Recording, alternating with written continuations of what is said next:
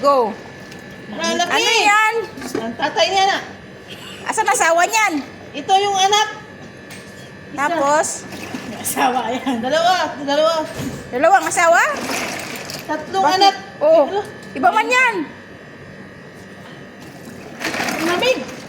Ay, may anak pa na maliit. Apo na yata yan. Ano nga tawag niya sa Pilipinas? Oh. Ang dami pala nito. Anong tawag niya sa Pilipinas, oh? Kuhaan mo ko ng sandok man eh. Parang ang lamig. Ate Ani, saan mo na mo pagluto, Ate Ani? Ay, iyan mo nga yan, te.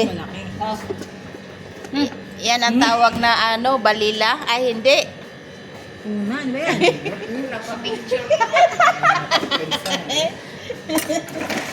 yung maliliit ang tawag dyan ay latab. Yung puti ang kaliskis. Yan. O, di ba? Meron ang dami pala nito. Meron pa doon sa O, latab.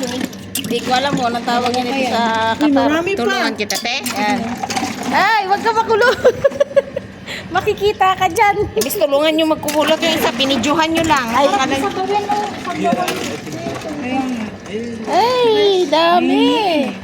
Oh. Kaya nga sabi na Hindi na makita. Likod na. Hindi pa. Likod na nila. Wala. Mga marites sila. Oh. Oh. Ano, Ate Ani? Dami ka na, Ate Ani. Libre ng ulam. Masarap yan, Ate Ani. Ano pangalan niya, Ate Ani? Ay, siga-sigang mata man eh. Hindi ko alam pangalan.